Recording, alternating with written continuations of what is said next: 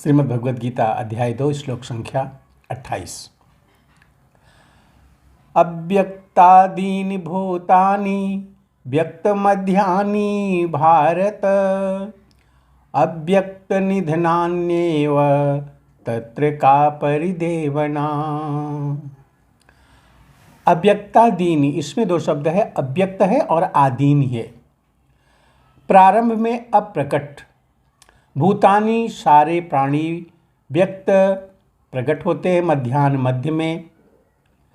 कह रहे हैं कि अव्यक्तादीनि भूतानि व्यक्त मध्यानि भारत, सारे जीव प्रारंभ में अव्यक्त रहते हैं, मध्य अवस्था में व्यक्त होते हैं और अव्यक्ता निधनान्येव, और विनष्ट होने पर पुनः अव्यक्त हो जाते हैं।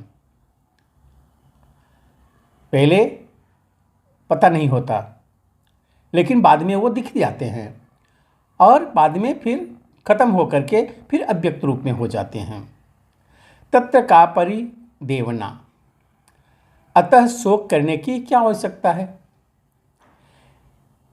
जब आत्मा जन्म के पहले तो दिखाई नहीं देती, और जब जन्म होता है तब वो आत्मा आ जाती है, कुछ समय तक रहती है, फिर इसके बाद वो मृत्यु के होने के बाद वो आत्मा फिर से अव्यक्त हो जाती है। तो जो व्यक्त अव्यक्त, फिर व्यक्त अव्यक्त, अव्यक्त व्यक्त, इस तरह से चलता रहता है, तो उसके बारे में शोक करने की क्या आवश्यकता है, ऐसा समझा रहे हैं भगवान। यह स्वीकार करते हुए कि दो प्रकार के दार्शनिक हैं। एक तो वे जो आत्मा के अस्तित्व को मानते हैं और दूसरे जो आत्मा के अस्तित्व को नहीं मानते। कहा जा सकता है कि किसी भी दशा में शोक करने का कोई कारण नहीं है। आत्मा के अस्तित्व को न मानने वालों को वेदांतवादी नास्तिक कहते हैं, और यदि हम तर्क के लिए इस नास्तिकवादी सिद्धांत को मान भी लें तो शोक करने का कोई अर्थ नहीं है, कोई कारण भी नहीं है। आत्मा के पृथक अस्तित्व से भिन्न सारे भौतिक तत्व सृष्टि के पूर्व अदृश्य रहते ही है। इस प्रकार अदृश्य रहने की सूक्ष्म अवस्था से ही दृश्य अवस्था आती है।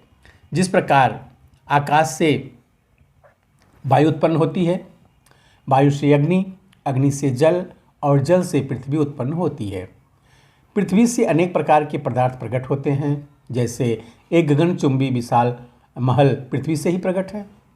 जब इसे ध्वस्त कर दिया जाता है तो वह अदृश्य हो जाता है और अंततः परमाणु रूप में बना रहता है।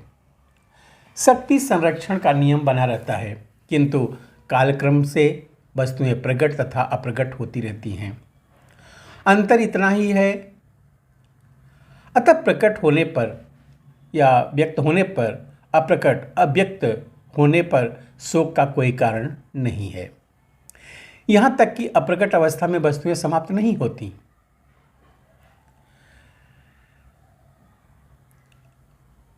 प्रारंभिक तथा अंतिम दोनों अवस्थाओं में ही सारे तत्व अप्रकट होते हैं, केवल मध्य में ही वह प्रकट होते हैं, और इस तरह से इसमें कोई वास्तविक अंतर नहीं पड़ता। यदि भगवद गीता को, ये इस वैदिक निष्कर्ष को हम मानते हैं कि भौतिक शरीर कालक्रम में नाशवान है किंतु आत्मा शाश्वत है, तो हमें यह सदा स्मरण रखना होगा कि यह शरीर वस्त्र परिधान के समान है। अतः वस्त्र परिवर्तन होने पर शोक क्यों। शाश्वत आत्मा की तुलना में भौतिक शरीर का कोई यथार्थ अस्तित्व होता ही नहीं है। यह स्वप्न के समान है। स्वप्न में हम आकाश में उड़ते या राजा की भांति रथ पर आरूढ़ हो सकते हैं, किंतु जागने पर देखते हैं ना तो हम आकाश में हैं और ना ही रथ पर हैं। वैदिक ज्ञान आत्म साक्षात्कार को भौतिक शरीर के अनस्तित्व के आधार पर प्रोत्साहन देता है। अतः चाहे हम आत्मा के अस्तित्व को माने या ना माने, शरीर नाश के लिए शोक करने का कोई कारण नहीं है। मुझे लगता है समझ में आया होगा। कुछ मिलते हैं अगले वीडियो में, तब तक के लिए जय श्री कृष्ण।